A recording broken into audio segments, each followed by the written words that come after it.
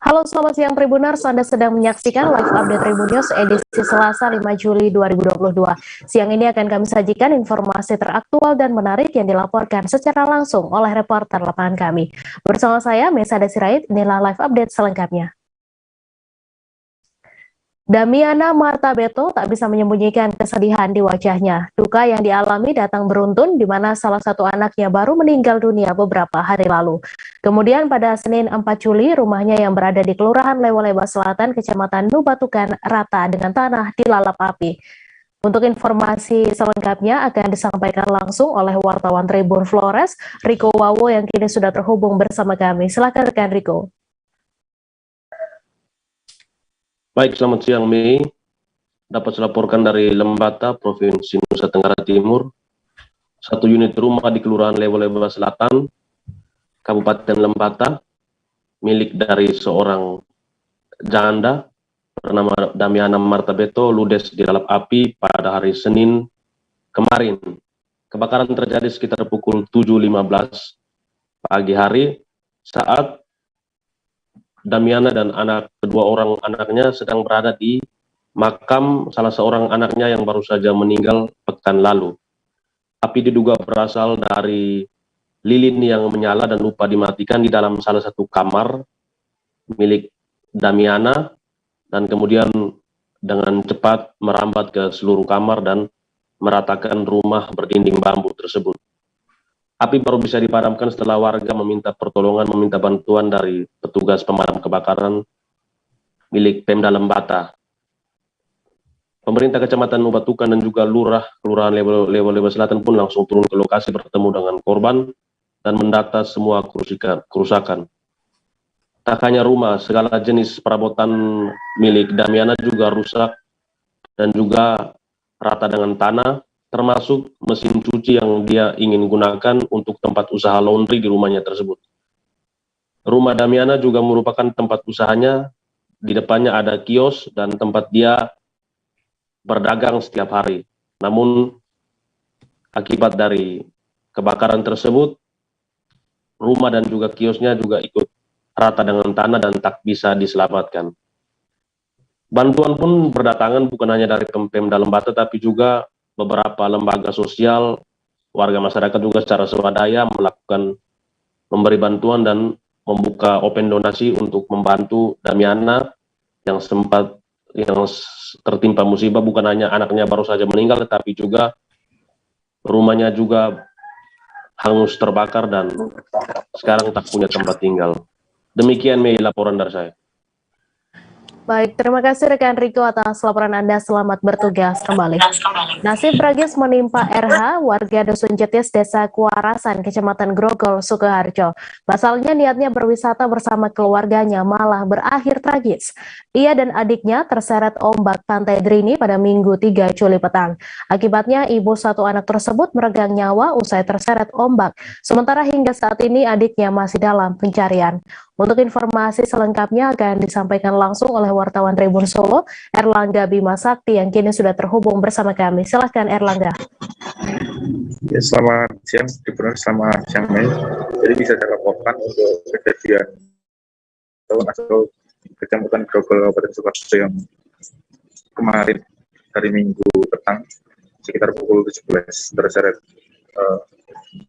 ombak Pantai Drini itu dua korban atas nama yang pertama RH, warga Desa Kuarasan, kemudian FB, warga Desa Temani, Kecamatan Grogol. Jadi kedua korban itu masih mempunyai hubungan keluarga, jadi keduanya itu kakak beradik. Jadi saat kejadian sebenarnya berdasarkan informasi yang diterima, korban sudah diingatkan oleh petugas SAR yang ada di sana. Jadi untuk menjauh dari ombak, karena saat itu berdiri di jalur kapal yang langsung lepas ke laut.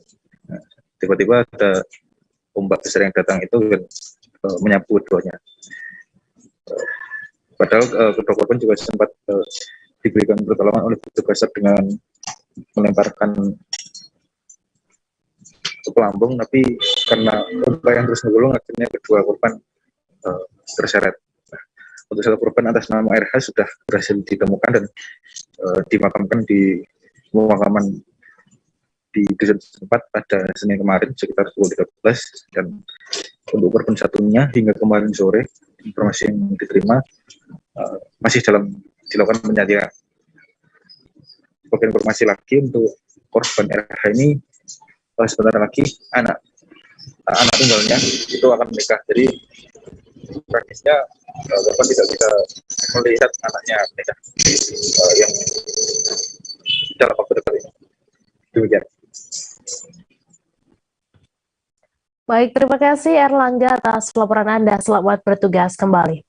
Seakan terus meminta korban, peristiwa laka lantas di ruas jalan Namangkoba kembali merenggut nyawa para pengendara. Pada Minggu 3 Juli telah terjadi peristiwa kecelakaan maut yang menewaskan 2 pengendara sepeda motor dengan kondisi yang mengenaskan.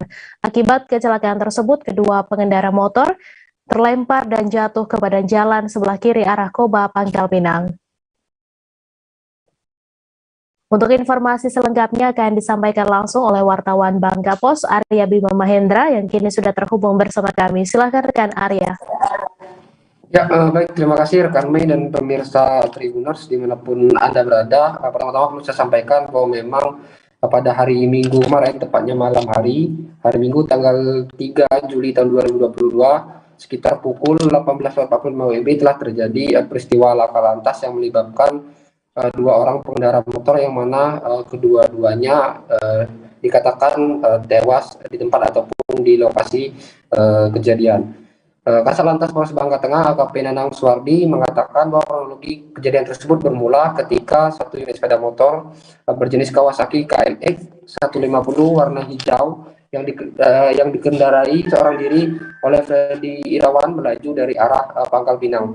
Di lokasi kejadian, Freddy diketahui ingin mendahului kendaraan yang ada di depannya, namun naasnya di depan Freddy ada satu unit motor lainnya yang melaju juga cukup kencang dengan jenis motor Yamaha R15 warna hitam BN 6070 TC yang dikendarai oleh Sahrul Gunawan. Karena kondisi yang sudah dekat, akhirnya tabrakan antara dua pengendara motor itu pun tak terhindarkan, sehingga membuat kedua pengendara tersebut terlempar ke badan jalan. Sayangnya beberapa menit kemudian dikarenakan kondisi memang penerangan yang minim, melajulah satu unit mobil minibus yang kemudian menyeret ataupun menabrak kembali para pengendara motor yang sebelumnya memang sudah tergeletak di jalanan. Akibat dari peristiwa tersebut, setidaknya diketahui ada 2 pengendara motor yang meninggal dunia karena ditabrak dan kemudian diseret oleh mobil.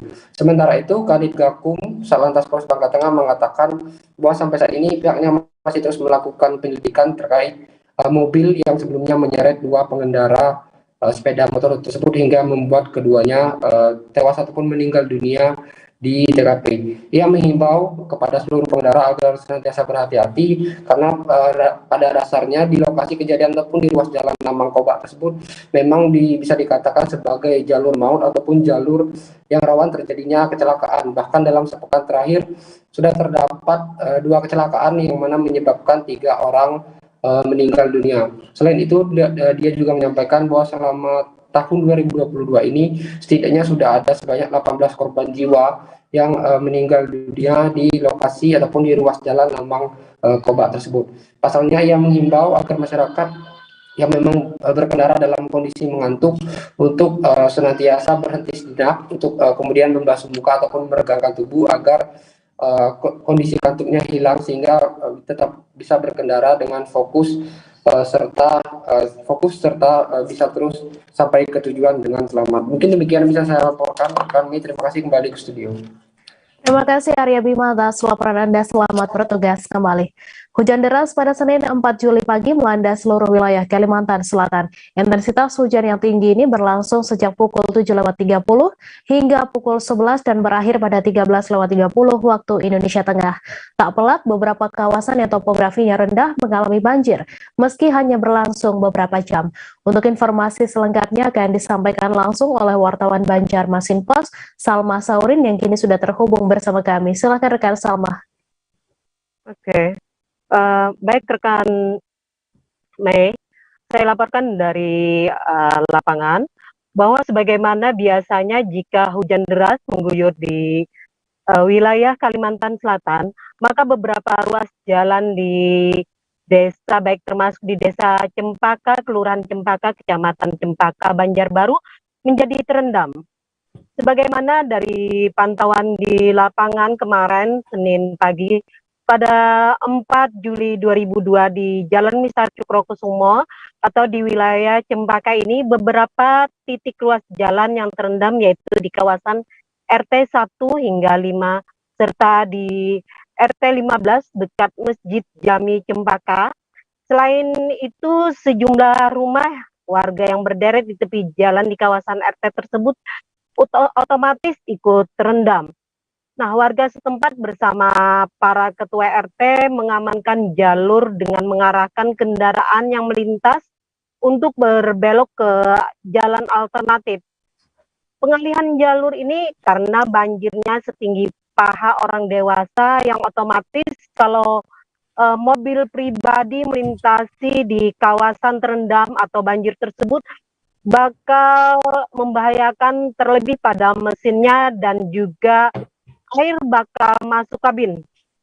Namun demikian masih banyak mobil yang melintas, terutama mobil angkutan yang berukuran besar seperti bis dan truk. Namun demikian akhirnya ada juga truk yang mogok. Sedangkan pengendara roda 2 tidak berani untuk melintasi dan memilih jalur alternatif yang telah diarahkan oleh warga setempat. Dan sekitar pukul 13 WITA bagian tengah, titik banjir di dekat masjid tersebut terpaksa harus dibebaskan dari lalu lintas kendaraan untuk lebih memperhatikan sisi keamanan bagi warga atau pengendara tersebut.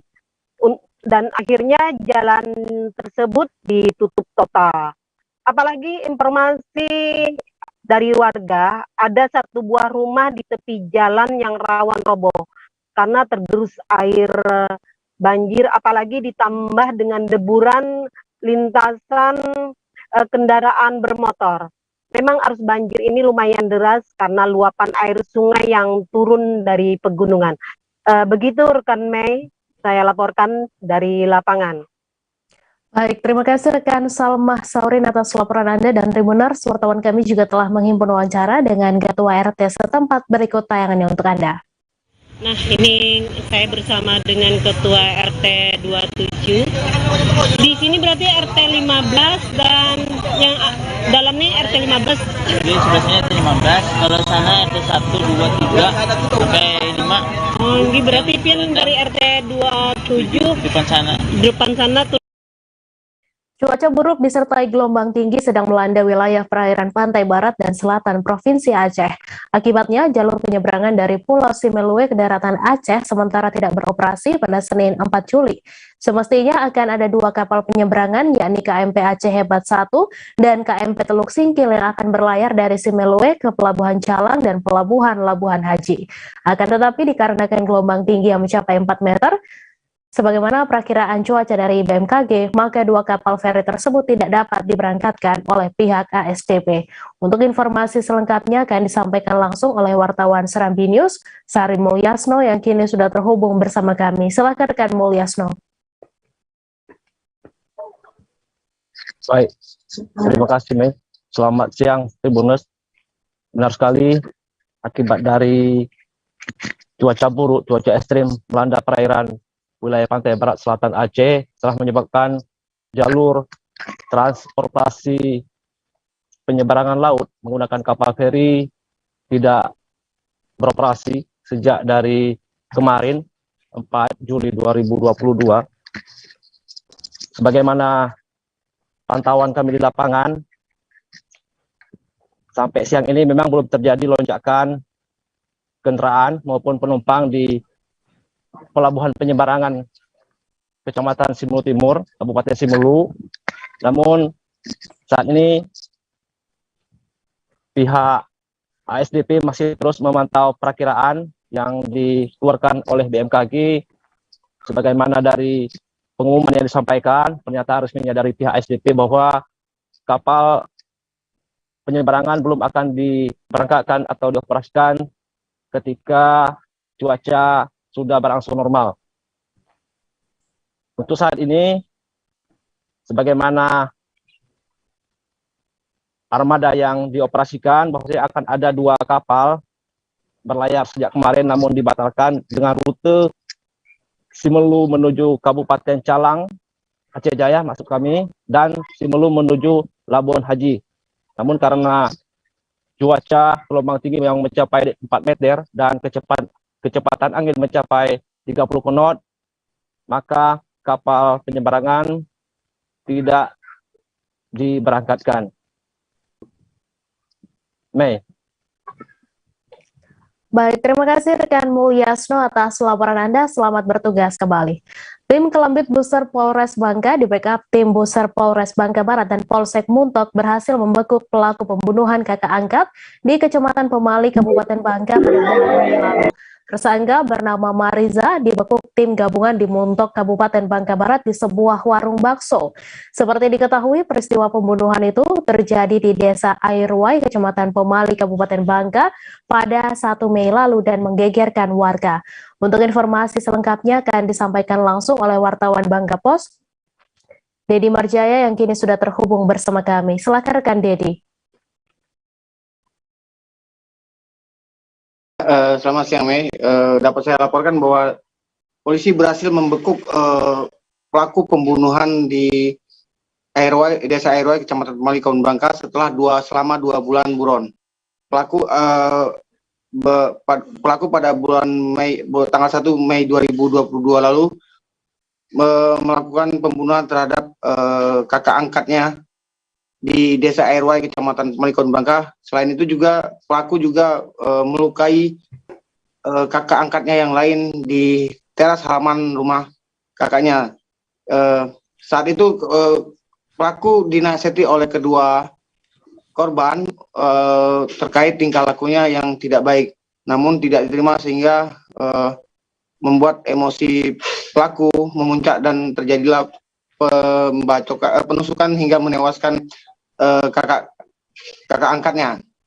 Selama 2 bulan, tim Kelambit Buser Polres Bangka terus memburu pelaku ini hingga ke sejumlah kabupaten lainnya di Pulau Bangka, antara lain di Kota Pangkal Pinang, kemudian di Muntok Kabupaten Bangka Barat dan Kobak Bangka Tengah. Pada kemarin tim Kelambit mendapatkan 3 hari lalu tim Kelambit Buser Bangka mendapatkan informasi bahwa keberadaan pelaku berada di Kota Muntok Kabupaten Bangka Barat. Di backup oleh tim Buser Polres Bangka Barat dan tim Polsek Muntok, akhirnya pelaku berhasil dibekuk saat menikmati bakso di salah satu warung di Desa Belo Laut, Kecamatan Muntok, Kabupaten Bangka Barat. Saat dibekuk, tidak ada perlawanan yang berarti yang oleh tersangka dan berhasil diamankan. Pelaku juga mengaku telah membuang pisaunya di salah satu sudut Kota Muntok dan berhasil ditemukan dengan membawa tersangka ke lokasi yang dibuang. Saat ini tersangka sudah berada di unit Reskrim Polres Bangka untuk diminta keterangan guna mengungkap kejadian yang sebenarnya. Demikian, Mei. Baik, terima kasih rekan Dedi atas laporan Anda, dan Tribuners, wartawan kami juga telah menghimpun wawancara dengan Kasat Reskrim Polres Bangka. Berikut tayangannya untuk Anda. Bang, untuk tersangka pembunuhan yang sempat buron kemarin Bang, sempat kita amankan, gimana Bang? Ya, jadi kemarin kita mengamankan satu orang tersangka pembunuhan yang sudah buron lebih 2 bulan. Kami mengamankan di sebuah warung makan di Kecamatan Mentok, Kabupaten Bangka Barat. Kemudian modus operandinya tersangka kesal terhadap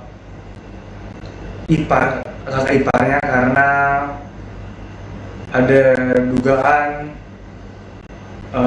tersangka dilarang berhubungan dengan istri tersangka. Kemudian menurut keterangan tersangka, korban banyak mengambil barang-barang milik tersangka dan tersangka sempat dikatakan gila oleh korban. Berarti tersangka sakit hati terhadap korban gitu ya.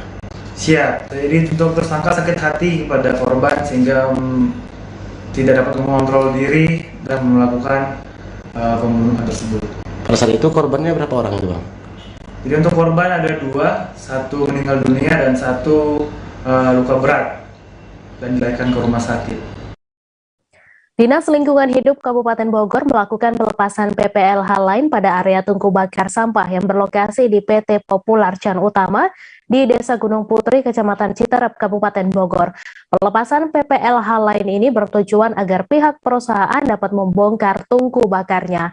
Pejabat Pengawas Lingkungan Hidup DLH Kabupaten Bogor, Uli Sinaga, mengatakan bahwa alasan dilepasnya agar perusahaan tidak melakukan pembakaran.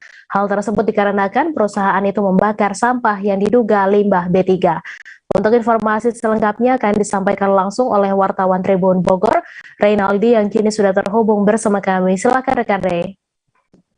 Ya, baik Mai. Selamat siang rekan Tribuners. Jadi Dinas Lingkungan Hidup Kabupaten Bogor pada hari Senin tanggal 4 Juli 2022 kemarin melakukan pelepasan PPLH lain yang berlokasi di salah satu pabrik di kawasan Gunung Putri, yaitu di PT Popular Can Utama yang tepatnya di Jalan Muara Baru, Desa Gunung Putri, Kecamatan Citerep, Kabupaten Bogor, Jawa Barat.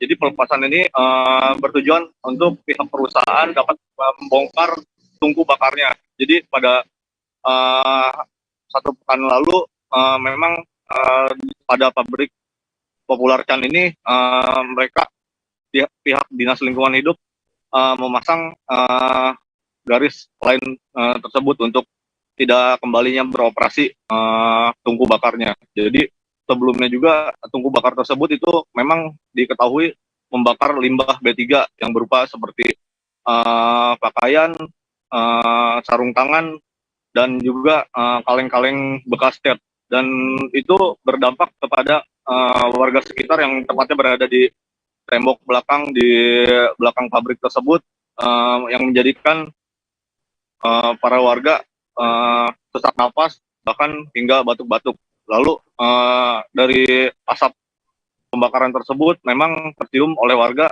bau yang tidak sedap, sangat menyengat. Jadi untuk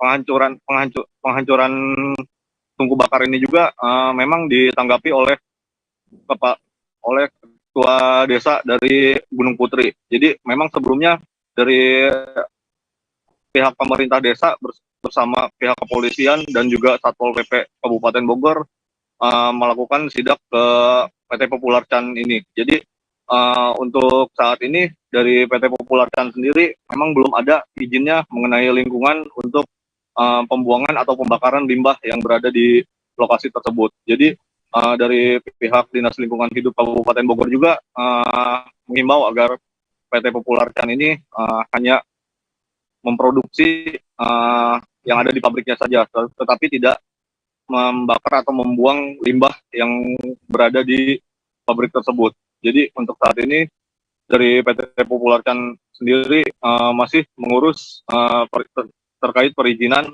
untuk pembuangan limbahnya sendiri. Lalu untuk pembuangan limbah sendiri dari PT Popular Can mengandalkan beberapa orang atau perusahaan yang nantinya akan mengangkut limbah tersebut dan membawanya ke tempat pembuangan atau pembakaran limbah yang semestinya, yang dari pihak Dinas Lingkungan Hidup Kabupaten Bogor. Seperti itu, Mei. Baik, terima kasih rekan Reynaldi atas laporan Anda, dan Tribuners, wartawan kami juga telah menghimpun wawancara dengan pejabat pengawas lingkungan hidup DLH Bogor. Berikut tayangannya untuk Anda. Aturan-aturan yang berlaku. Nah, kenapa Pak melakukan pembakaran? Apakah ketidaktahuannya perusahaan mungkin? Ya. Masih keterbatasan informasi. Ya, seperti itu ya. Jadi memang dari perusahaan juga kalau ada undang-undang itu kurang update ya. Jadi kita dari perusahaan juga inginnya kalau ada peraturan baru atau aturan baru ya bisa diberi update-annya gitu. Karena kita ya kan aturan kan bisa berubah-ubah, berkembang sesuai dengan zaman ya gitu. Lalu dengan tadi disuruh dibongkarnya Pak dari perusahaan sendiri akan membongkar apa? Akan membongkar. Ya. Kapan, Pak? Hari ini. Paling lambat besok. Dengan dibongkarnya tunggu pembakaran ini Pak, cara pembakaran seperti apa, akan dilakukan seperti apa Pak ke depannya Pak? Oh, diambil sama ini apa sesuai dengan peraturan aja ya, akan nanti diambil sama orang yang berizin ya, yang punya sertifikat izin dari dinas lingkungan hidup. Pak, lalu tadi kan UPL belum selesai Pak. Ya harus segera mengurus ya. Ini ya kan sekarang udah OSS juga ya, mungkin lebih mempermudah ya. Itu harus wajib diurus. Kalau enggak kita melanggar perundang lagi ya. Penghuni Kafling Galih Asri di Kampung Sirna Galih, Kecamatan Pacet, Kabupaten Cianjur harus menginap di mobil karena mobil mereka tidak bisa masuk ke garasi rumah akibat gerbang kafling ditembok pemilik tanah. Warga kemudian memarkirkan kendaraan roda 4 di pinggir jalan desa, bahkan sebagian warga lainnya menitipkan mobil mereka di halaman masjid dengan ronda bergilir. Untuk informasi selengkapnya akan disampaikan langsung oleh wartawan Tribun Jabar, Ferry Amiril Mukminin yang kini sudah terhubung bersama kami. Silakan rekan Amar.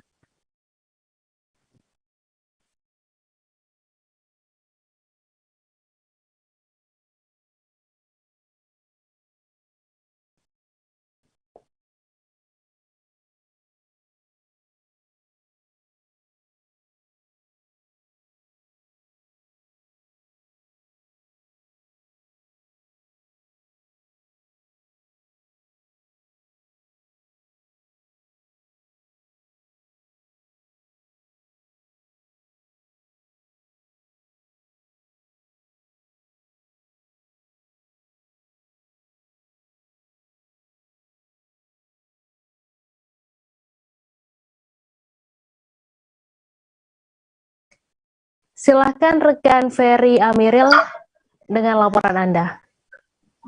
Baik, rekan Tribun di mana pun Anda berada, jadi fenomena penembongan akses gerbang ke Kafling Kabupaten Cianjur menjadikan warga. Katanya warga sekitar 80 rumah di Kafling Galih Asri, desa Kabupaten Cianjur tidak bisa memasukkan kendaraan mereka karena penolakan adalah menutup gerbang akses satu-satunya akses kendaraan roda 4 ke rumah tersebut karena pemilik tanah merasa belum menerima uang bayaran dari pengembang. Nah, kronologinya terjadi sekitar sudah Kamis 30 Juni 2022 yang lalu, di mana pemilik tanah memberikan tugas waktu kepada para pengguna untuk mengeluarkan kendaraan mereka karena gerbang dan tembok bahkan di rantai tembok jadi 80 penghuni rumah tidak bisa memasukkan kendaraan mereka. Hasil ada yang memasukkan kendaraan sekitar 200 meter dari rumah dan ada juga yang memasukkan kendaraan di pinggir jalan dengan cara para penghuni malam hari menggunakan kendaraan tersebut untuk menjaga hal-hal yang tidak diinginkan. Nah, dari kabar terakhir bahwa pertemuan telah dilakukan antara pihak warga dengan pihak pemilik tanah pada kemarin hari di Polsek Pacet. Nah, namun dari kabar terakhir bahwa pertemuan tersebut berakhir besok dan tidak dihadiri oleh pihak pengembang. Sehingga Polsek menjadwalkan kembali pertemuan pada hari Kamis yang akan datang dengan dijadwalkan kedatangan dari pengembang. Nah, dari sedikit cerita ini memang perkataan itu sudah lama berjalan sekitar tahun 2008 di mana dulu itu merupakan daerah sawah sekitar 2000 meter dan pemilik tanah itu mempercayakan kepada pengembang untuk menjual tanah secara asli. Nah, lalu datanglah warga membeli kafling tersebut dan sebagian memang saat ini sudah lunas. Ternyata mungkin ada oknum yang tidak membayarkan uang kepada pemilik tanah itu, sehingga pemilik tanah merasa bahwa dia tidak menerima uang dari para pengunjung rumah tersebut. Nah, lalu kemarin pengacara dari pemilik tanah tersebut memberikan tenggat waktu hingga Kamis 30 Juni untuk kepada warga untuk membayar uang-uang kepada pembeli. Namun warga merasa bahwa pembayaran rumah tersebut kepada pengembang, sehingga terjadilah penumpukan oleh pemilik tanah pengacaranya melalui akses gerbang tersebut. Dan itu saat ini proses mediasi terus dilakukan, namun dari pihak pengembang tidak hadir pada pertemuan kemarin, sehingga warga merasa lebih kecewa lagi. Terutama mereka yang dengan rumah ke dalam rumah dan besar sekitar 60 cm, apalagi dengan lantai gembok. Hal tersebut sangat menyulitkan warga. Begitu, Mei. Baik, terima kasih rekan Ferry Amirel atas laporan Anda. Selamat bertugas kembali. Aksi seorang maling motor di Bogor berakhir digotong warga karena kepergok mencuri. Kejadian tersebut terjadi di Kampung Lebak Pasar, Desa Cigudeg, Kecamatan Cigudeg, Kabupaten Bogor. Bahkan momen tersebut sempat direkam oleh warga yang menunjukkan pelaku yang tertangkap sudah dalam kondisi luka pada bagian wajahnya dan sudah tidak berdaya. Untuk informasi selengkapnya akan disampaikan langsung oleh wartawan Tribun Bogor, Amar, yang kini sudah terhubung bersama kami. Silakan rekan Amar. Baik, terima kasih rekan Mei. Ya, memang kejadian itu terjadi di Lebak Pasar, Desa Cigudeg, Kecamatan Cigudeg, Kabupaten Bogor. Itu terjadi pada hari Minggu tanggal 3 bulan Juli 2022 sekira pukul 15.30 waktu Indonesia bagian Barat. Nah, menurut Kapolsek Cigudeg, itu Kompol Logiman, mengatakan kejadian tersebut itu bermula ketika korban dengan berinisial DD itu sedang bertamu ke rumah rekannya di Kampung Lebak Pasar. Sampai di rumah temannya, motor diparkirkan di pinggir jalan yang berjarak sekira 20 meter. Kemudian ketika korban masuk ke dalam rumah, beberapa saat kemudian korban mendengar teriakan warga yang ramai berteriak maling, maling, seperti itu. Kemudian korban melihat keluar dan ternyata motornya tidak ada, yang diduga telah diambil orang tak dikenal. Nah, kemudian ternyata warga sedang mengejar maling tersebut, dan akhirnya berhasil ditangkap oleh warga dan dihakimi. Karena warga yang geram, akhirnya pelaku pencurian tersebut dihakimi oleh warga hingga mengalami luka pada bagian wajah, sehingga bahkan hingga digotong oleh warga karena sudah tak berdaya. Nah, atas kejadian tersebut, menurut Kapolsek, anggotanya langsung mengamankan pelaku tersebut dan dilarikan ke Puskesmas Cigudeg untuk dilakukan pengobatan. Setelah dilakukan pengobatan, pelaku dibawa ke Polsek Cigudeg untuk dilakukan penyidikan lebih dalam. Nah, menurut keterangan saksi bahwa awal mula tersangka tersebut itu dikejar oleh warga, yaitu ketika pelaku terlihat kesulitan menghidupkan kendaraan roda 2-nya dan sedang mendorong-dorong motor tersebut. Warga yang curiga akhirnya bertanya kepada pelaku tersebut. Namun ketika melihat kontak dari kendaraan tersebut sudah rusak, akhirnya sang pelaku tersebut langsung melarikan diri. Namun tak jauh dari pelariannya, korban berhasil diamankan oleh warga hingga diamuk di lokasi tersebut. Menurut keterangan saksi bahwa pelaku ini berjumlah 3 orang dan 2 orangnya berhasil melarikan diri. Namun kepada pihak kepolisian, pelaku mengaku hanya menjalankan aksinya seorang diri. Itu rekan Mei. Baik, terima kasih rekan Amar atas laporan Anda. Selamat bertugas kembali. Sebanyak 11 kendaraan roda 2 dikembalikan ke penyidik di Treskrimum Polda Sulut. Penyerahan ini setelah penyidik Direktorat Reserse Kriminal Umum Polda Malut melakukan penyelidikan ke Polda Sulut dan menemukan 11 kendaraan yang ada laporan polisinya.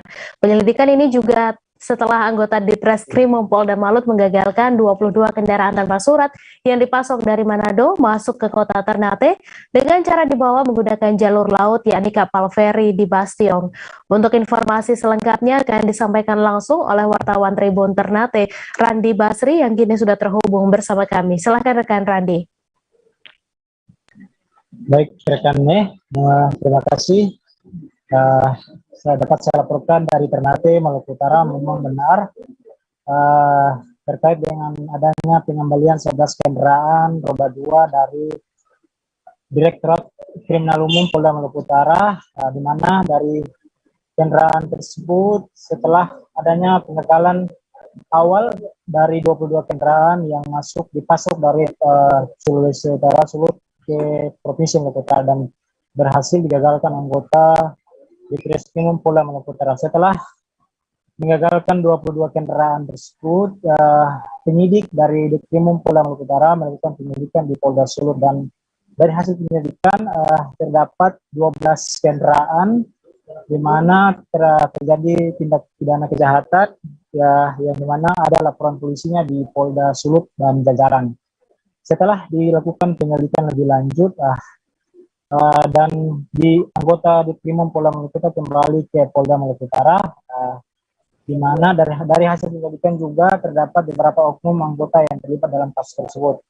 Dan juga untuk setelah dilakukan penyelidikan ada 12 kendaraan, atau maksud kami 11 kendaraan pada Selasa hari tadi, Selasa tanggal 5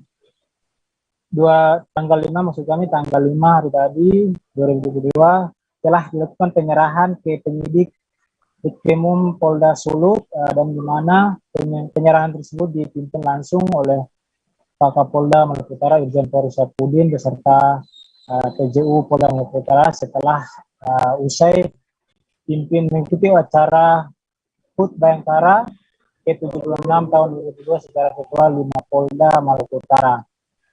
Berdasarkan hasil keterangan Direktur Kriminal Umum Polda Maluku Utara Kombes Pol Dewi Hindarwana menyebut di mana penyerahan yang dilakukan ini setelah anggotanya melakukan penyelidikan di Polda Sulut, dan juga tadi menurut dia sudah diserahkan secara simbolis kepada perwakilan penyidik anggota Ditkrimum Polda Sulut, di mana dari hasil penyerahan ini selanjutnya akan dilakukan penyelidikan oleh anggota Ditkrimum Polda Sulawesi Utara.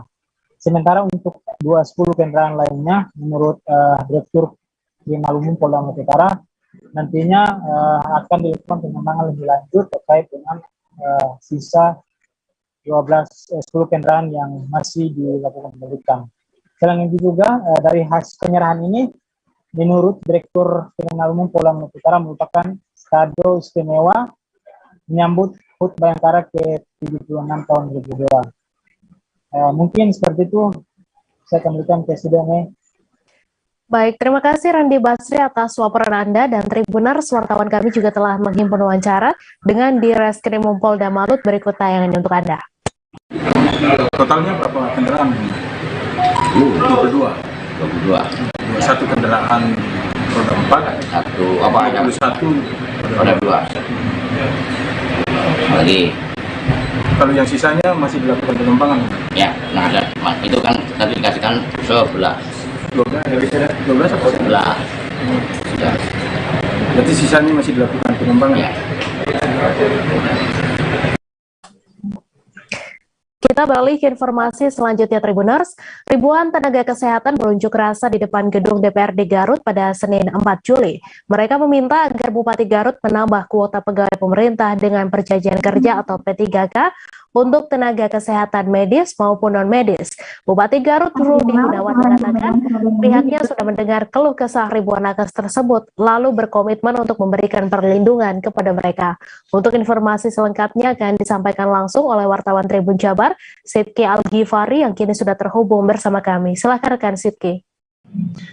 Baik, Mei, selamat siang Tribuners. Kemarin ya ribuan honorer nakes yang tersebar di seluruh Kabupaten Garut melakukan unjuk rasa di depan gedung DPRD. Mereka minta penambahan kuota P3K untuk para nakes dan non-nakes. Ini aksi unjuk rasa ini sudah dilakukan 2 kali, dan kemarin yang hari itu merupakan kali kedua, yaitu meminta janji Pemkab Garut untuk menambah kuota P3K untuk nakes kesehatan yang tersebar di puskesmas begitu di Kabupaten Garut.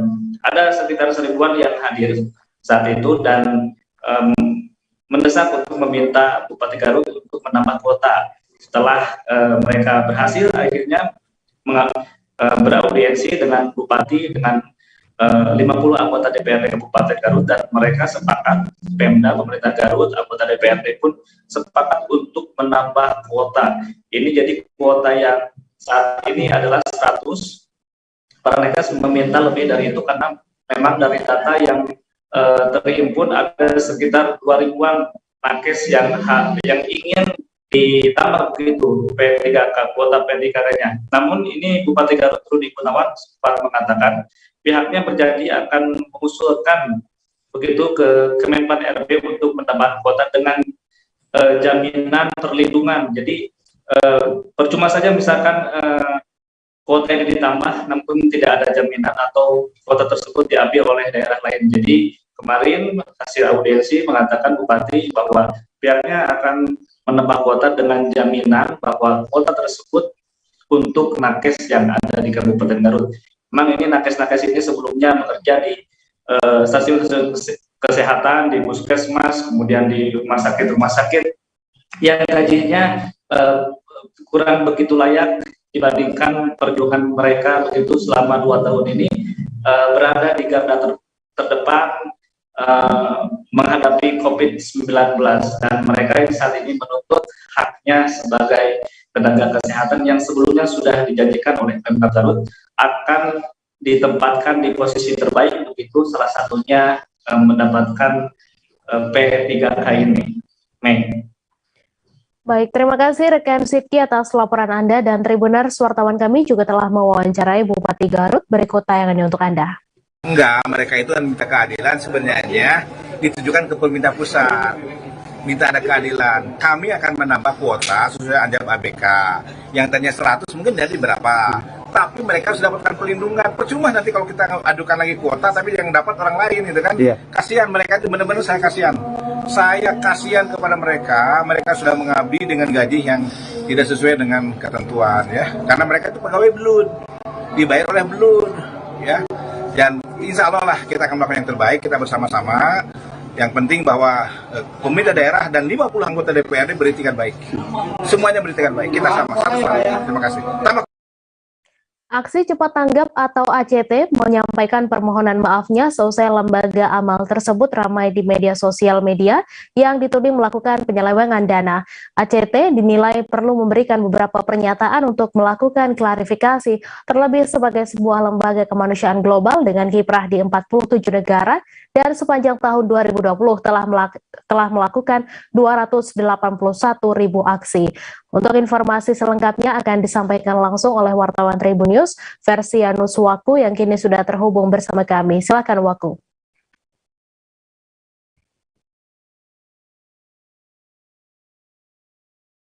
Ya baik rekan Tribun News sekalian, selamat siang. Kemarin baru saja aksi cepat tanggap atau ACT kemudian memberikan klarifikasi terkait dengan pemberitaan yang diungkap dalam majalah Tempo beberapa hari lalu soal dugaan penyelewengan dana umat. Nah kemarin ACT melalui presidennya Ibnu menyampaikan permohonan maaf kepada masyarakat terkait dengan pemberitaan tersebut. Nah ia pun memberikan beberapa pernyataan untuk melakukan klarifikasi, terlebih sebagai sebuah lembaga kemanusiaan global yang berkiprah di 47 negara dan sepanjang tahun 2020 telah melakukan 281.000 aksi. Nah, Ibnu juga menjelaskan ACT telah melakukan restrukturisasi organisasi sejak Januari 2022, utamanya dalam menghadapi dinamika lembaga serta situasi sosial ekonomi pasca pandemi. Selain melakukan pergantian ketua pembina ACT dengan 78 cabang di Indonesia serta 3 representatif di Turki, Palestina dan Jepang, ACT melakukan banyak perombakan kebijakan internal. Adapun restrukturisasi yang dimaksud termasuk manajemen, fasilitas dan budaya kerja, pergantian manajemen ini dianggap titik balik momentum perbaikan organisasi dengan peningkatan kinerja dan produktivitas. Tercatat pada 2021 lalu, jumlah karyawan di ACT sebanyak 1.688 orang. Sementara Juli 2022 telah dikurangi menjadi 1.138 orang. ACT kata dia telah melakukan penurunan jumlah karyawan untuk peningkatan produktivitas. Ini juga mengatakan restrukturisasi yang terjadi juga berupa penyesuaian masa jabatan pengurus menjadi 3 tahun dan pembina menjadi 4 tahun. Selain itu juga kata dia, sistem kepemimpinan akan diubah menjadi bersifat kolektif kolegial, yakni melibatkan para pihak yang berkepentingan dalam mengeluarkan kebijakan melalui mekanisme musyawarah untuk mencapai mufakat. Nah, kemarin juga Tribuners sekalian, Presiden ACT juga sempat menanyakan soal data yang disampaikan dalam majalah Tempo bahwa gaji Presiden ACT sebulan mencapai 210 juta. Jadi mereka menanyakan sumber itu dari mana gitu.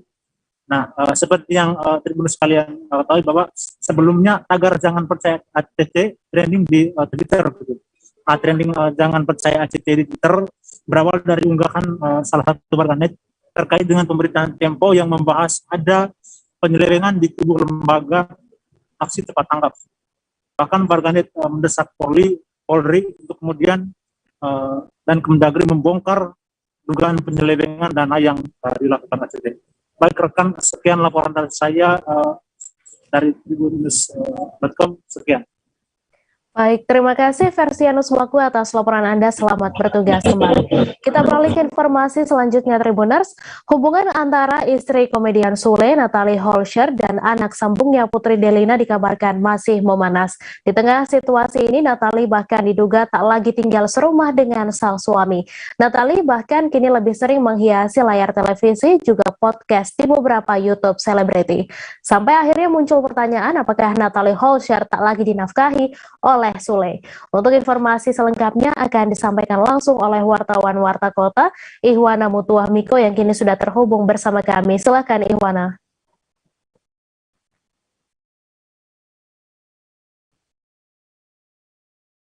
Ya, terima kasih rekan Mei. Untuk kabar Natalie sendiri, saat ini dikabarkan dirinya telah meninggalkan rumah dan ramai sekali ada di media sosial, namun untuk kabar tersebut belum dibenarkan oleh Natalie sendiri.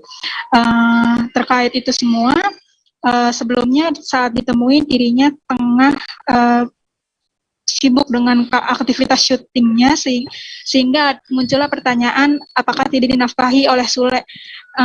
Dalam perbincangan itu Natalie menyebut jika untuk pertanyaan itu sebaiknya ditanyakan langsung kepada pihak Sule. Untuk alasan sendiri dirinya kerja sampai saat ini adalah Natalie ingin membeli susu Azam. Namun apakah dirinya tak lagi dinafkahi oleh Sule, itu masih belum dijawab oleh Natalie. Seperti itu rekan Mai.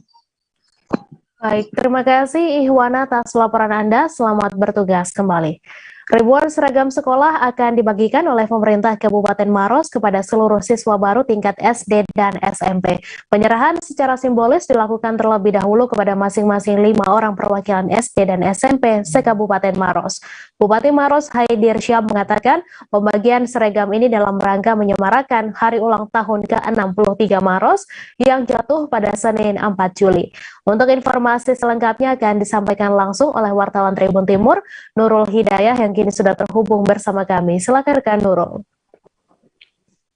Halo, selamat siang Tribuners, selamat siang Mei. Baik Tribuners, dalam rangka menyemarakan ulang tahun Kabupaten Maros yang ke-63, Bupati Maros beserta wakilnya membagikan ribuan seragam untuk siswa SD dan SMP yang akan masuk sekolah. Tribuners, tercatat 14 seragam yang masing-masing dibagikan 7.000 kepada siswa SD dan juga SMP akan dibagikan sesaat sebelum memasuki tahun ajaran baru Tribuners. Nah, untuk permulaan seperti itu Tribuners telah diserahkan 5 orang perwakilan dari siswa SD dan juga SMP yang ada di Kabupaten Maros, Sulawesi Selatan. Nah, Tribuners, selain untuk menyemarakan HUT dari Kabupaten Maros sendiri, ini merupakan, Haidir Syah mengatakan bahwa ini merupakan pemenuhan janji politik selama masa pilkada pada beberapa tahun yang lalu Tribuners.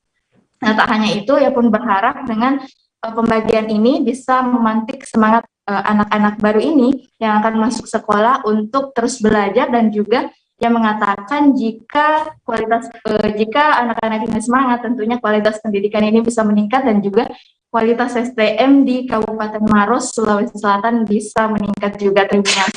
Nah, selain pembagian seragam, ada beberapa rangkaian acara lainnya yang dilakukan untuk menyemarakan HUT ke-63 Kabupaten Maros. Di antaranya adalah pembagian SKCPNS kepada 117 orang yang berhasil lulus dalam seleksi pada tahun 2021 kemarin, Tribuners.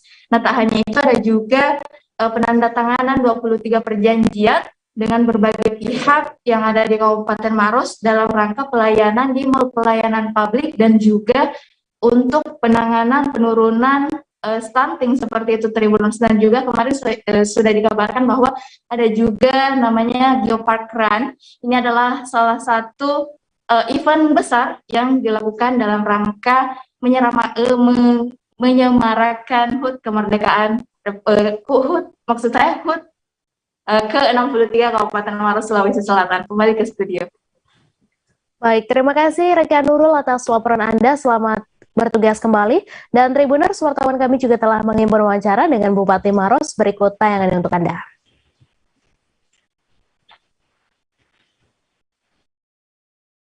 Pak, hari ini ada berapa seragam yang dibagikan, Pak?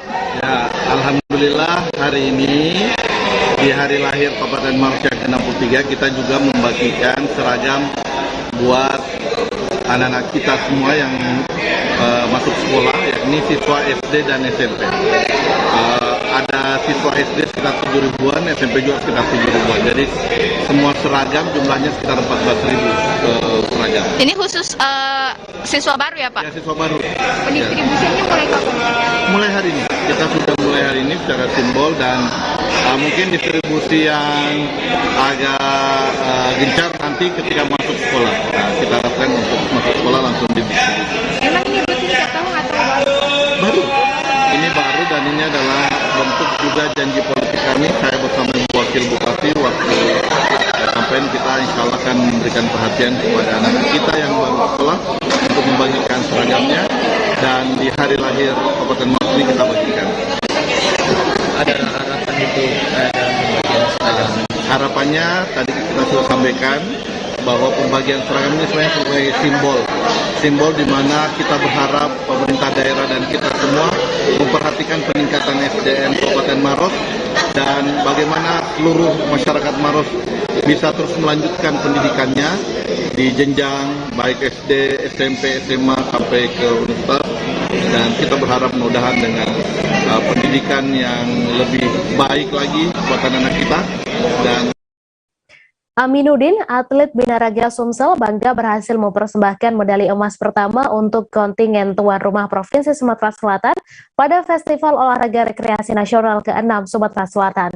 Ia memenangkan medali emas di kelas binaraga plus 45 tahun pada Induk Organisasi Olahraga Perbavi di Ballroom Hotel Arya Duta Palembang pada Sabtu 2 Juli. Untuk informasi selengkapnya akan disampaikan langsung oleh wartawan Sriwijaya Post, Abdul Hafiz yang kini sudah terhubung bersama kami. Silakan rekan Hafiz. Ya, selamat siang Tribuners dan rekan. Aminuddin ini merasa berbangga sekali karena mendapat kehormatan menjadi atlet ataupun pegiat olahraga di Pesta Olahraga Rekreasi Nasional yang disingkat dengan Kornas ke-6 di Sumatera Selatan ini. Ini menjadi medali emas yang pertama untuk tim tuan rumah Sumatera Selatan dan dia sendiri, latar belakangnya sendiri adalah seorang penjual pakaian di salah satu kabupaten di Sumatera Selatan, yakni di Kota Batu Raja di Kabupaten Ok dan Komering Ulu Oku. Dan Aminuddin ini sendiri aslinya adalah dari Kuningan, dari Jawa Barat, yang merantau ke Kota Batu Raja itu sejak tahun 1999. Dan Aminuddin ini sendiri hari-harinya adalah seorang juga instruktur binaraga untuk fitness di sebuah tempat fitness di Batu Raja. Dan Aminuddin sendiri menceritakan bahwa untuk menjadi pegiat olahraga binaraga ini sendiri, dia dengan merogoh kocek sendiri, dengan biaya mandiri sampai 200.000, mengeluarkan uang 200.000 per hari untuk membentuk ataupun memainten dari bodinya supaya menjadi tetap tampil bagus di atas catwalk pada saat itu, dan dia pun senang akhirnya dia menjadi terpilih menjadi juara untuk di kelas ataupun nomor yang dipertandingkan. Dan dia sendiri menceritakan bahwa untuk membentuk ataupun memaintain dari bodinya agar tetap menarik, tetap sesuai dengan penilaian dari perlombaan binaraga ini, dia butuh baik itu dari asupan makanan itu berupa makanan-makanan yang memang seharusnya apa yang harus dikonsumsi maupun makanan yang tidak boleh dikonsumsi. Dan dia juga ada latihan fisik, dan itu pun diceritakan oleh Amin. Amin sendiri memiliki istri dan 2 orang anak itu berada di Kuningan, dan dia akan selalu kembali dari Jawa ke Batu Raja, Sumatera Selatan. Demikian rekan Mei. Baik, terima kasih rekan Abdul Hafiz atas laporan Anda, dan Tribuners, wartawan kami juga telah menghimpun wawancara langsung dengan Aminuddin. Berikut tayangannya untuk Anda. Bung Aminuddin, tadi ada semacam penilaian apa di binaraga ini tadi? Ada penilaian. Penilaiannya semua, dinilai semua. Apa aja? Dari otot paha, otot perut, otot dada, semua dinilai semua. Iya. Kalau yang dari peraih perak di nomor kita tadi dari kontingen mana? Dari Papua. Papua ya. Terus yang perunggunya? Perunggunya dari DKI Jakarta. DKI Jakarta. Gimana? Ini merupakan medali emas yang keberapa yang diraih oleh Bung Aminuddin? Baru kali ini. Baru kali inilah. Di kelas 45 ini ya. Selama ini apa prestasi Bung Aminuddin? Ya itu kan dari binaraga. Ya, kalau Pornas untuk yang keberapa kalinya nih? Pornas baru kali ini. Baru kali inilah ya. Kalau event-event yang lain apa nih? Kemarin di Palembang juga, event waktu body contest, ikutan sportman apa kemarin. Oh, nggak masuk kemarin. Di mana itu? Yang di hotel sini ya? Sini, yang apa namanya hotel apa tuh? Yang di Cinde itu ya? Oke. Itu ya. Terus kalau persaingan kalau lihat di sini tadi tuh memang sudah kita prediksi atau dirasakan lawan-lawan tuh memang cukup berat juga atau gimana? Iya, cukup berat juga lumayan. Cukup semua otot-ototnya itu ya. Nah, Bung Aminuddin sendiri untuk memaintain, memelihara untuk supaya otot-ototnya bagus. Terus kan tahu kan kisi-kisinya, oh ini harus kita pelihara, ini yang perlu kita besarkan dan pola makan itu ya. Iya. Ada semacam mentor atau instruktur atau pelatih. Polda Jambi menggelar puncak perayaan hari ulang tahun ke-76 tahun Bayangkara pada Selasa 5 Juli. Kegiatan ini diisi dengan kegiatan upacara dan kegiatan pemberian penghargaan dari Polda Jambi ke sejumlah unsur Forkompimda di lingkup Provinsi Jambi. Acara ini juga dihadiri oleh Gubernur Jambi Al-Haris, sejumlah unsur DPR RI Provinsi Jambi, DPRD Provinsi Jambi, Bupati dan Wali Kota yang ada di Provinsi Jambi. Untuk informasi selengkapnya akan disampaikan langsung oleh wartawan Tribun Jambi, Samsul Bahri, yang kini sudah terhubung bersama kami. Silakan rekan Bahri. Oke, terima kasih rekan Mei dan Tribuners. Dapat saya sampaikan bahwa tadi Polda Jambi merayakan puncak Hari HUT Bayangkara ke-76 dan dihadiri langsung oleh Gubernur Jambi. Kemudian rangkaian tadi juga ada upacara, kemudian juga ada pemberian penghargaan kepada sejumlah unsur Forkompimda. Tadi ada Bupati Kabupaten Tanjung Jabung Barat, kemudian ada Bupati Kabupaten Tanjung Jabung Timur, dan juga Kabupaten Bungo mendapatkan penghargaan yang langsung diberikan oleh Kapolda Jambi.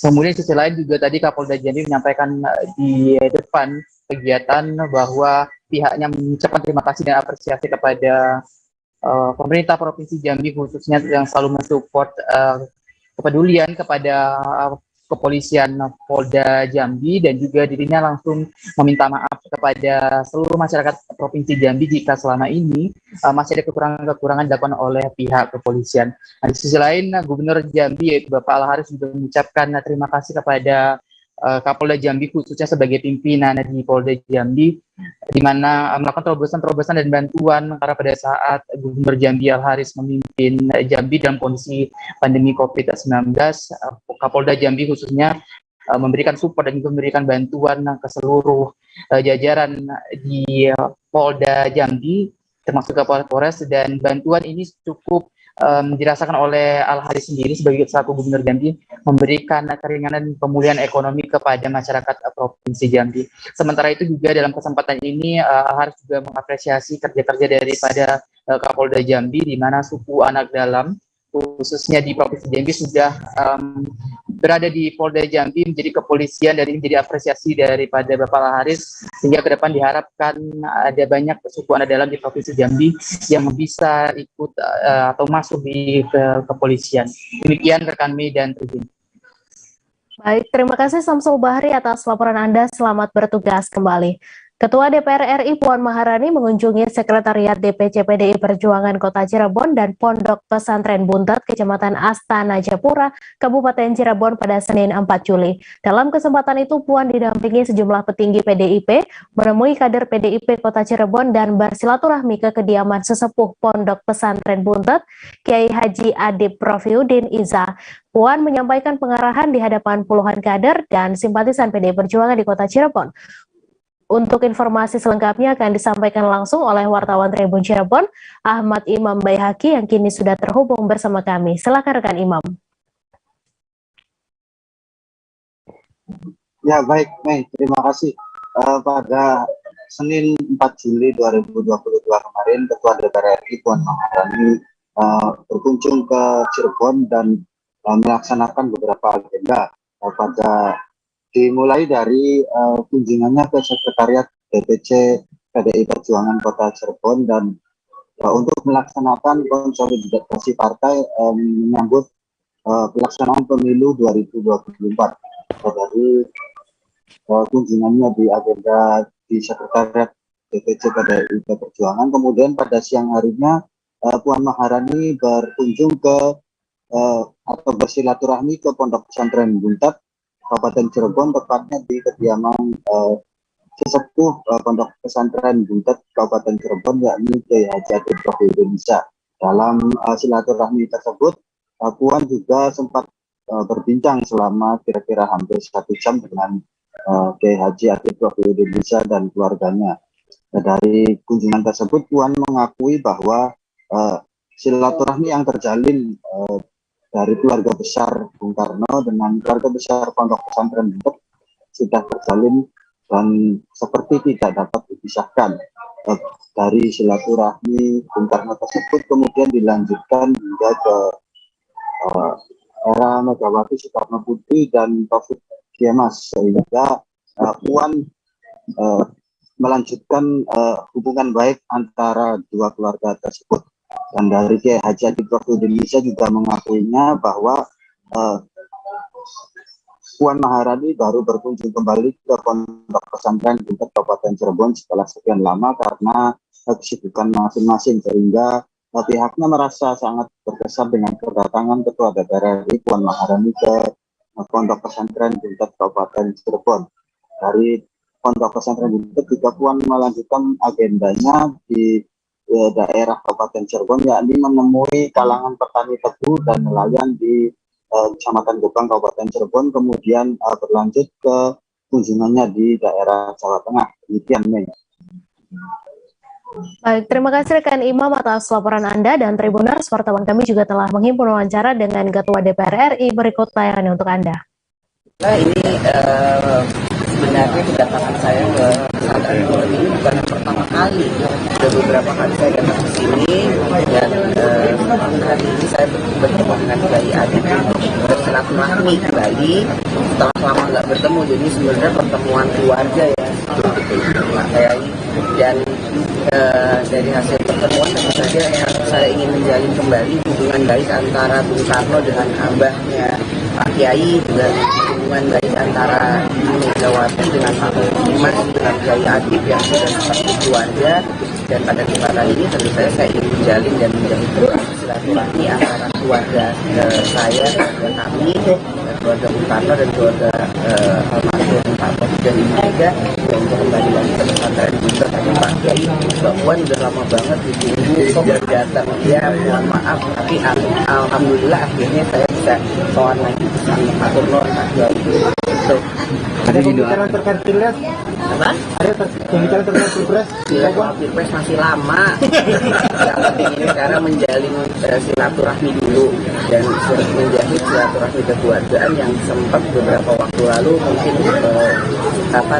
tidak terjalin hanya karena kesibukan masing-masing aja. Tadi kami lihat Ibu sempat ikut berdoa bareng dengan Pak Kiai.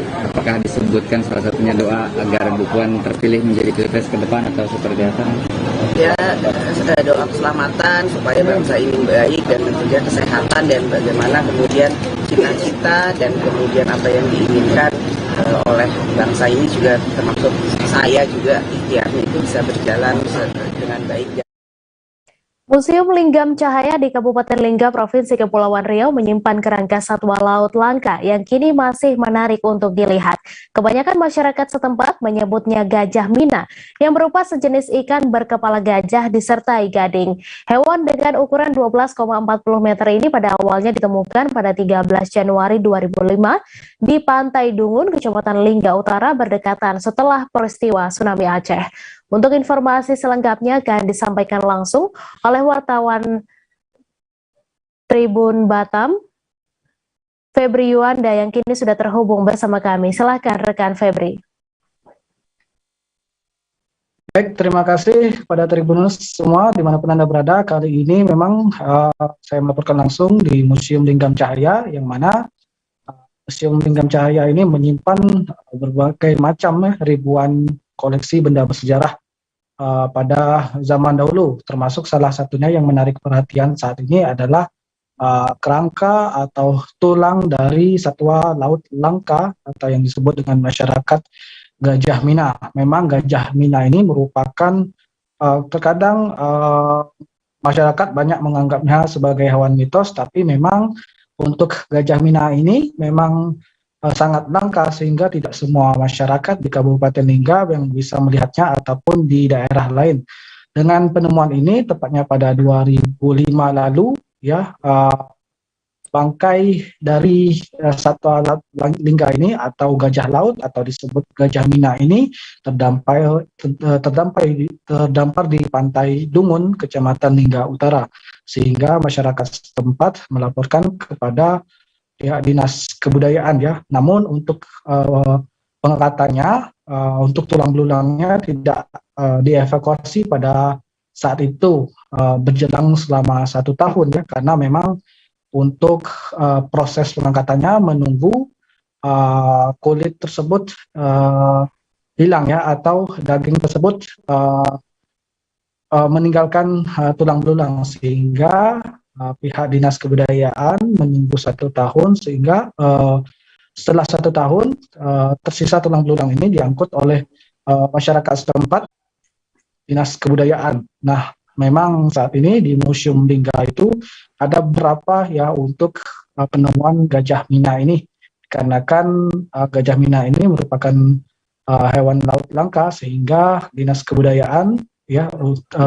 mengkoleksinya atau menyimpan hewan langka yang dengan ukuran 12,40 meter ini dengan ukuran gadingnya yang mirip gajah itu sekira 2 meter, lebih dari 2 meter ya untuk ukuran gading atau taringnya. Nah, bisa dilihat bahwa dijelaskan pemerhati sejarah bahwa untuk yang satu ini merupakan gajah mina berjenis kelamin jantan ya, sehingga bisa dilihat pada arah kemaluannya dan beberapa bukti lain yang menunjukkan bahwa ini merupakan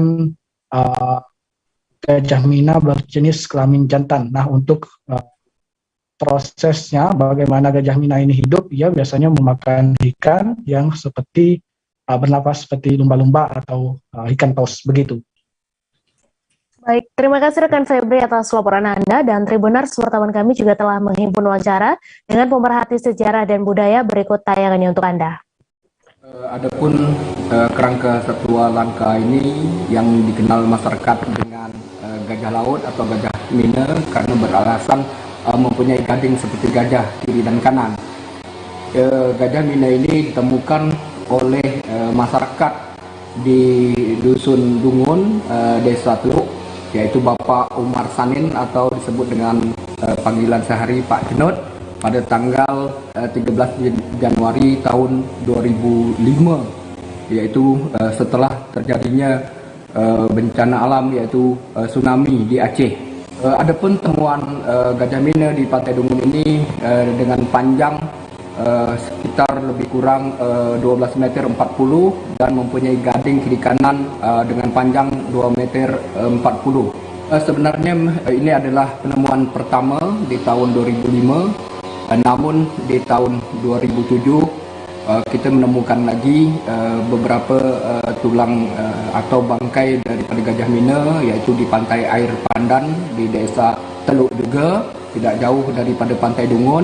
Kemudian di belakang hutan lebih kurang panjang 7 meter kita jumpa juga terdampar, yaitu di Pulau Sebangka. Selanjutnya di tahun 2007 juga kita menemukan yang lebih besar lagi, yaitu bangkai gajah mina yang terdampar di Pantai Belading, Pulau Belading di Desa Penaah. Itu panjang lebih kurang 18 meter dengan panjang gading 2 meter 8. Dewan Pimpinan Wilayah atau DPW Relawan Aliansi Masyarakat Indonesia Sejahtera yang disingkat ANIS resmi dilantik di Nusa Tenggara Barat. Pelantikan digelar di Narmada Convention Hall pada Minggu siang 3 Juli 2022. Pelantikan tersebut juga dirangkaikan sekaligus dengan deklarasi dukungan kepada Anies Baswedan sebagai pemimpin Indonesia. Untuk informasi selengkapnya akan disampaikan langsung oleh wartawan Tribun Lombok, lalu Helmi Akbar yang kini sudah terhubung bersama kami. Silakan rekan Akbar. Baik, terima kasih rekan Mei. Benar sekali, Dewan Pimpinan Wilayah Relawan Aliansi Masyarakat Indonesia Sejahtera atau yang disingkat ANIS resmi dilantik di Nusa Tenggara Barat. Pelantikan digelar di Narmada Convention Hall pada Minggu siang tanggal 3 Juli 2022. DPW Relawan ANIS NTB dilantik langsung oleh Koordinator Pusat Relawan ANIS Dr. Laode Basir. Ketua DPW Relawan ANIS NTB dijabat oleh Haji Makmun. Pelantikan tersebut juga dirangkaikan sekaligus dengan deklarasi dukungan kepada Anies Baswedan sebagai pemimpin Indonesia. DPW Relawan Anies nantinya akan bertugas mengkampanyekan ide dan prestasi Anies Baswedan sebagai Presiden Republik Indonesia 2024. Anies Baswedan, kata Nizar yang juga Ketua DPD Relawan Anies Kota Mataram, dinilai punya kapasitas untuk memimpin Indonesia. Nizar menjelaskan mekanisme kerja relawan Anies nantinya akan berbeda dengan partai politik. Menurutnya, relawan Anies memiliki concern tersendiri terkait upaya menyebarluaskan figur Anies Baswedan, khususnya di Nusa Tenggara Barat. Diakui Nizar, struktur DPW relawan Anies di NTB telah terbentuk di 10 kabupaten kota. Pasca dilantik, pihaknya nanti akan membentuk jejaring relawan hingga tingkat kecamatan dan desa. Terkait banyaknya relawan Anies Baswedan di daerah, Nizar menyebutkan bahwa DPW Relawan Anies merupakan satu-satunya relawan yang mempunyai struktur yang jelas hingga ke pusat. Ia juga membantah klaim yang mengatakan bahwa relawan Anies hanya merupakan relawan di daerah.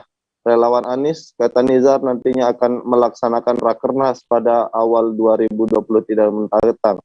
Hasil Rakernas nantinya akan dibawa menuju Anies Baswedan untuk ditindaklanjuti. Demikian rekan Mei. Baik, terima kasih rekan Akbar atas laporan Anda. Selamat bertugas kembali.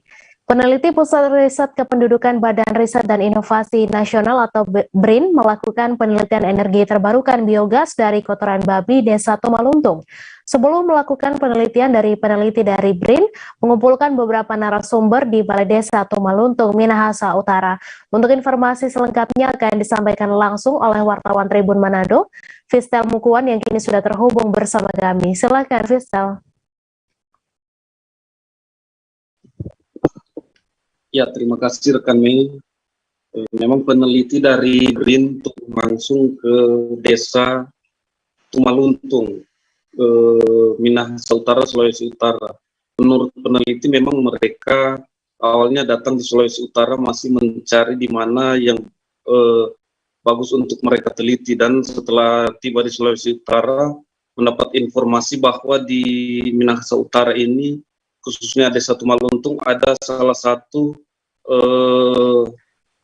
kotoran babi yang dibuat menjadi biogas.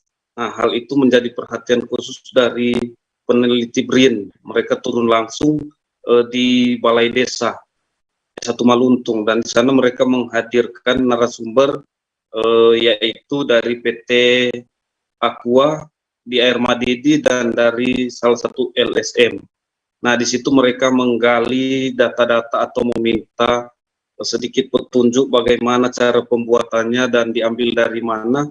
Dan memang dari peneliti ini juga menyampaikan setelah mengambil informasi dari PT Aqua dan LSM, mereka akan turun langsung, melihat langsung kepada peternak-peternak yang ada di Desa Tumaluntung ini. Nah, dari Aqua, PT Aqua sendiri menyampaikan mereka sangat mendukung dengan pembuatan biogas ini, di mana mereka sudah memberikan 2 alat untuk pembuatan biogas, dan mereka memang sangat mendukung dengan adanya pembuatan biogas ini.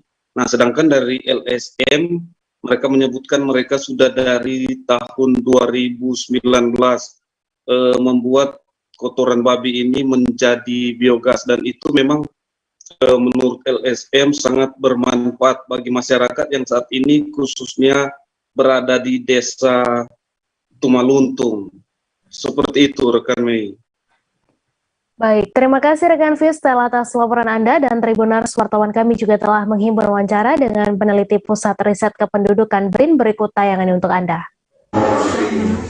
Ya, selamat siang Tribunars. Saat ini saya sedang dengan Pak Priyono dari BRIN ya. Untuk dari kotoran babi dibuat untuk menjadi biogas. Ya, bagaimana untuk penelitiannya? Mungkin untuk lebih jelasnya akan disampaikan oleh Pak Triyono untuk penelitiannya. Gimana, Pak? Oke, terima kasih. Jadi kami tim kerjasama antara Badan Pusat Statistik dengan Badan Riset dan Inovasi Nasional. Jadi tim ini kami meneliti tentang energi terbarukan di Provinsi Sulawesi Utara. Dari penelitian ini kami menemukan salah satu tema yang menarik di sini terkait dengan biogas dari kotoran babi. Nah, biogas dari kotoran babi ini tentunya merupakan sesuatu hal yang tidak semua daerah memiliki ya, dan ini bisa menjadi salah satu unggulan bagaimana pengelolaan dan sebagainya akan kami dalami. Sebenarnya pengelolaannya seperti apa, keberlanjutannya seperti apa. Oleh karena itu tim ini akan mendalami kembali mendalami setelah dari FGD ini akan mendalami ke masyarakat, kemudian ke kelompok Pokdarwis, kemudian juga kelompok penerima manfaat dari biogas ini. Kemudian juga bagaimana sih persepsi mereka terhadap energi terbarukan, khususnya bagaimana persepsi tentang limbahnya, kemudian bagaimana sih pendapatan mereka ketika menggunakan biogas ini sebelum dan setelah menggunakan, dan harapan tantangan kedepannya itu seperti apa, itu yang akan kami dalami dari tim ini. Karena angle dari penelitian ini adalah bagaimana dari penelitian ini menghasilkan sesuatu output, bagaimana keterkaitan antara green economy ini, khususnya biogas ini, dalam mewujudkan kesejahteraan masyarakat ataupun mewujudkan kesejahteraan penduduk secara umum. Ya, yang dilibatkan bersama BRIN ini siapa saja? Ya, untuk saat ini ya kebetulan ini merupakan salah satu beberapa pendekatan dari penelitian ini. Penelitian ini pendekatannya dengan menggunakan pendekatan kualitatif. Kemudian pengumpulan datanya salah satunya dengan melakukan distribusi kelompok terkumpul DKT. Informasi tadi sekaligus menutup perjumpaan kita dalam live update hari ini. Jangan lupa saksikan informasi terbaru lainnya di kanal YouTube Tribun Network. Saya Mesari Sirait beserta kru yang bertugas pamit. Terima kasih dan sampai jumpa.